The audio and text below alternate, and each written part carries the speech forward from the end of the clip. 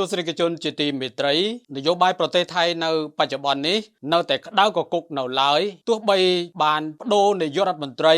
ឬគណៈរដ្ឋមន្ត្រីក៏ដោយតែបញ្ហានៅតែមានការវិវាទគ្នាដដែលរវាងបកនយោបាយនិងបកនយោបាយនៅថ្មីនេះមានការប្តឹងផ្តល់គ្នាជាខ្លាំងនៅប្រហែលថ្ងៃកន្លងមកនេះនៅក្នុងរដ្ឋសភាថៃបានប្រជុំក្នុងរដ្ឋសភាដើម្បីថ្លែងនយោបាយរបស់អនុធានឆានវីរគូនដែលជាបកដឹកនាំគណៈរដ្ឋមន្ត្រីឬគេហៅថាបកដែលចាត់តាំងរដ្ឋាភិបាលរបស់ថៃបាទក្នុងការថ្លែងនយោបាយរបស់អនុធានឆានវីរគូនធ្វើឲ្យបណ្ដាសមាជិកសភាផ្សេងដែលមកពីបកប្រឆាំងមានការជជែកវែកញែកជាខ្លាំងក្នុងនយោបាយរបស់អនុធានឆានវីរគូនដែលដឹកនាំនៅក្នុងរដ្ឋាភិបាលរបស់អនុធានមួយក្នុងរយៈពេលនេះក៏ប៉ុន្តែនៅក្នុងបញ្ហានេះយើងផ្ដោតទៅលើបុគ្គលសំខាន់មួយនាក់ទោះបីនៅក្នុងរាជរដ្ឋាភិបាលណាក៏ដោយបុគ្គលម្នាក់នេះនៅតែមានបញ្ហាដដែលមិនចេះអស់នោះទេសូម្បីតែនៅពេលថ្មីនេះក៏មានការជជែកវែកគ្នាជាខ្លាំងដោយតំណាងរាស្ត្ររបស់គណៈបកប្រជាជនរបស់ប្រទេសថៃចោទសំណួរជាខ្លាំងដោយនៅក្នុងការតែងតាំងរដ្ឋមន្ត្រីក្រសួងកសិកម្មក្នុងការតែងតាំងក្រសួងកសិកម្មនេះមានការជជែកវែកគ្នាខ្លាំងណាស់ដោយសារតែរដ្ឋមន្ត្រីក្រសួងកសិកម្មមានរឿងអាស្រូវជាច្រើនដែលការតែងតាំងមន្ត្រីផ្សេងមានការជជែកវែកគ្នាដែរក៏ប៉ុន្តែมันខ្លាំងដល់បុគ្គលម្នាក់នេះទេបាទដែលគេហៅថាបុគ្គលដែលធ្វើឲ្យរដ្ឋសភាមានការរំជើបរំជួលគ្រប់រដ្ឋាភិបាលកន្លងមកបាទនៅក្នុងការតែងតាំងនេះមានការចោទសំណួរសួរព្រោះបុគ្គលម្នាក់នេះមានការទំនាក់ទំនងទៅដល់បុគ្គលនៅខាងក្រៅបាទបុគ្គលនៅខាងក្រៅដែលពាក់ព័ន្ធនៅក្នុងការបោកប្រាស់តាមអនឡាញឬតាមហ្គេមជាដើមតាម social media បាទអញ្ចឹងគណៈបកដែលទទួលតួនាទីលោករាំងសេម៉ាន់រ៉ូមដែលជា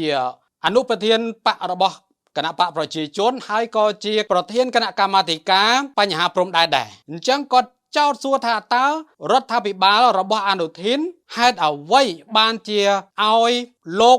ម៉ាណាត់ព្រំផៅរដ្ឋមន្ត្រីដែលមិនស្អាតស្អំបែបនេះតើសមហេតុសមផលដែរឬទេដែលមកបម្រើប្រជាជនព្រោះខ្លួនឯងមានការទំនាក់ទំនងតាក់ទងនឹងអំពើទុច្ចរិតផ្សេងនេះជាការចោទប្រកាន់របស់គណៈបកប្រជាជនដោយលោករ៉ាំងស៊ីម៉ាន់រ៉ូមបានចោទប្រកាន់នៅក្នុងរដ្ឋសភាខ្លាំងរឿងនេះធ្វើឲ្យរដ្ឋសភារបស់ប្រទេសថៃមានការកើនកម្ដៅយ៉ាងខ្លាំងដោយសារតែបញ្ហាទាំងនេះលោកម៉ាណាត់ព្រំផៅនៅក្នុងរដ្ឋសភាលោកមិនបានឆ្លើយតបភ្លាមនោះទេតែលោកបានឲ្យសារព័ត៌មានមកសម្ភាសសួរនៅក្រៅរដ្ឋសភាថាលោកមិនមានការទំនាក់ទំនងអ្វីដូចជាលោករ៉ាំងសេម៉ាន់រ៉ូមនោះបានចោទប្រកាន់លោកនោះទេបាទនេះយ៉ាងនេះឯងហើយលោកក៏ចាប់ផ្ដើមមានការគំរាមថាបើមិនបញ្ឈប់ការចោទប្រកាន់ទៅលើលោកទេលោកនឹងមានការប្រធានការក្តៅចាត់ប្តឹងទៅលោករ៉ាំងសេម៉ាន់រ៉ូមបាទនេះអ្វីដែលលោកបាននិយាយប្រហែលថ្ងៃមុនបាទ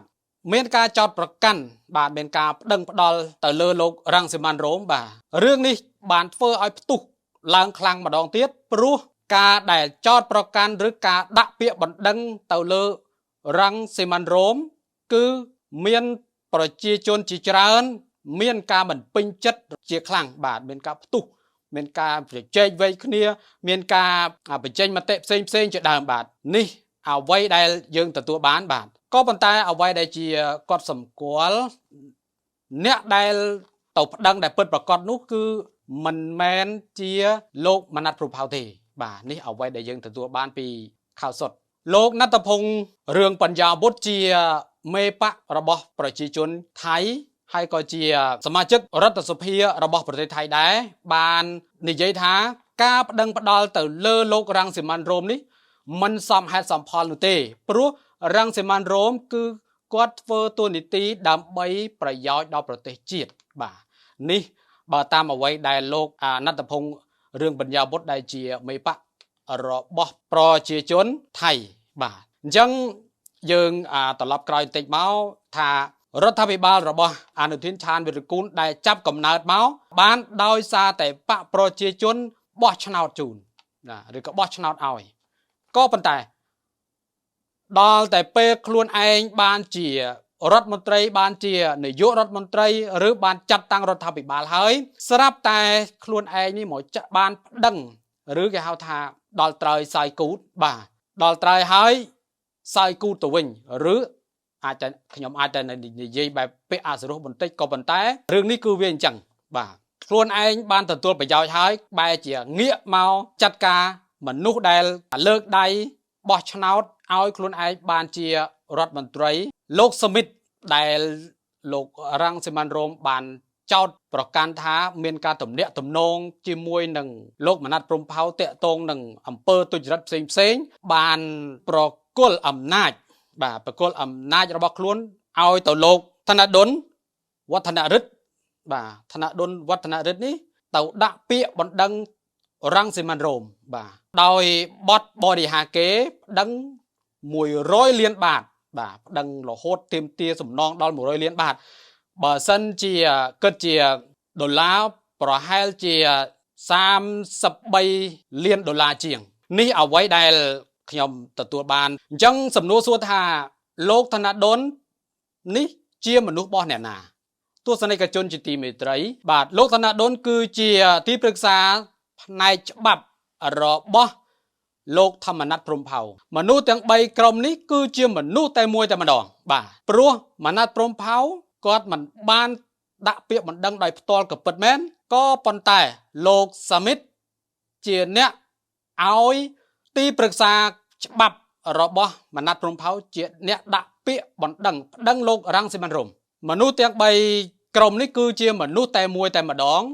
លោកធនដុនគឺជាទីប្រឹក្សាច្បាប់របស់លោកមណាត់ព្រំផៅដែលជារដ្ឋមន្ត្រីក្រសួង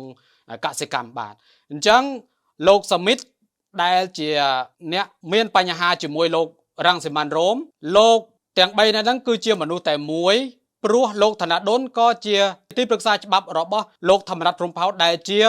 ដ្ឋមន្ត្រីក្រសួងកសិកម្មបាទហើយលោកធនដុនក៏ជាមនុស្សដែលលោកសមិទ្ធប្រគល់តួនាទីឲ្យប្តឹងលោករ៉ាំងសេម៉ាន់រ៉ូម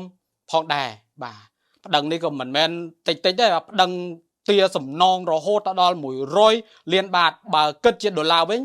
ប្រហែល33លានដុល្លារជាងឯនោះបាទទស្សនិកជនបាទទស្សនិកជនជាទីមេត្រីបាទអញ្ចឹងយើងសង្កេតឃើញថាការវិវត្តនយោបាយរបស់ប្រទេសថៃទោះបីមានការផ្លាស់ប្ដូរយ៉ាងណាក៏ដោយការជជែកវែកញែកការប្តឹងផ្តល់រវាងគ្នារវាងបកនយោបាយនិងបកនយោបាយក៏នៅតែមានធ្វើឲ្យស្ថានភាពនយោបាយនៅប្រទេសថៃនៅតែមានការក្តៅគគុកដូចរាល់ដងផងដែរបាទលោកស្រីនាងកញ្ញាជាទីមេត្រីត្រូវតាមដានឲ្យបានច្បាស់ថាប្រទេសថៃគឺជាប្រទេសមួយដែលមានការប្តឹងផ្តល់គ្នាយ៉ាងខ្លាំងចំពោះអ្នកនយោបាយរវាងអ្នកនយោបាយមានការឆ្កឹះឆ្កៀលគ្នាចាក់រុកគ្នាទាញជើងគ្នាទម្លាក់ទោះបីយ៉ាងណាក៏ដោយបកនយោបាយប្រទេសថៃនៅតែមានការក្តៅគគុកដដែលដូចជាអ្វីដែលសារព័ត៌មានផ្សេងៗនៅប្រទេសថៃបានចុះផ្សាយដូចនេះបាទលោកនាងជាទីមេត្រីបាទសម្រាប់អ្នកនយោបាយនៅប្រទេសថៃការប្តឹងផ្តល់រវាងគ្នានេះគឺថាពូកែខ្លាំងណាស់បាទពូកែបាទចាក់រុកប្តឹងគ្នាទៅវិញទៅមកបាទក៏ប៉ុន្តែអ្វីដែលប្រទេសថៃឬអ្នកនយោបាយថៃមិនហ៊ានគឺការប្តឹងផ្តល់ទៅលើតុលាការអន្តរជាតិដែលគេហៅកាត់ថា ICJ បាទបានន័យថាខ្លាំងប្តឹងតែជាមួយតែគ្នាឯងទេអញ្ចឹងដូចជារឿងប្រទេសថៃនិងប្រទេសកម្ពុជាយើងអញ្ចឹងបាទគេថាគេអត់ទៅទេបាទទោះបីជាប្រទេសកម្ពុជាយើងប្តឹងយ៉ាងណាក៏ដោយក៏គេអត់ទៅដែរបាទនេះជាបញ្ហាមួយក៏ប៉ុន្តែបើសិនជាមានបញ្ហានៅក្នុងប្រទេសថៃគឺពូកែប្តឹងបាទនិយាយប្តឹងបាទនិយាយអ្វីក៏ដោយឲ្យតែប៉ះពាល់គឺប្តឹងនិយាយប្តឹងបាទនេះជាចរិតរឹកពីរបស់អ្នកនយោបាយនៅប្រទេសថៃបាទអញ្ចឹងយើងនិយាយដោយសរុបគឺនយោបាយនៅប្រទេសថៃនឹងមិនថារដ្ឋាភិបាលណាក៏ដោយបាទពីអតីតរហូតដល់បច្ចុប្បន្នការប្រទែងបតងគ្នាការប្តឹងផ្តល់គ្នាតែងតែមានជាហូហែបាទនេះជាឆាកនយោបាយនៅប្រទេសថៃដែលតែងតែប្តឹងតែងតែធ្វើទុកបុកម្នេញរវាងគ្នានឹងគ្នាជារៀងរហូតសូម្បីតែបច្ចុប្បន្ននេះនាយករដ្ឋមន្ត្រីអនុทินឆានវីរគូនក៏ត្រូវមានការគេប្តឹងគេផ្ដាល់ដូចគ្នាអញ្ចឹងដែរអញ្ចឹងឆាកនយោបាយរបស់រដ្ឋាភិបាលគ្រប់រដ្ឋាភិបាលរបស់ប្រទេសថៃទាំងអស់គឺត្រូវតែមានការ ប្តឹងផ្ដាល់ជារៀងរហូតបាទប៉ុន្តែការប្តឹងផ្ដាល់លើកនេះដូចជាមានការអូសវែងឆ្ងាយបាទសម្រាប់នយោបាយថៃដូចជាលោកម៉ាណាត់រំផៅមានការប្តឹងផ្ដាល់មករហូតមកដល់សប្តាហ៍ថ្ងៃនេះបាទការប្តឹងផ្ដាល់លើកនេះហាក់ដូចជាមានការប្តឹងផ្ដាល់អូសវែងអនឡាញទោះបីជាមានការផ្លាស់ប្ដូរគណៈរដ្ឋមន្ត្រីឬរដ្ឋាភិបាលប្រមាណអាណត្តិមកក៏ដោយវាដូចជាខុសប្រក្រតីយ៉ាងខ្លាំងដោយសារតែការប្តឹងផ្ដាល់លើកនេះមានការជីកឬជីកគល់មានការប្តឹងបានន័យថាប្តឹងយកតែមែនតែម្ដងបាទ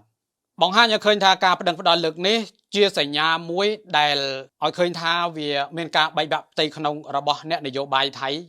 ក្នុងពេលបច្ចុប្បន្ននេះបាទសូមអរគុណសម្រាប់ទស្សនិកជនដែលបានតាមដានទស្សនា RT News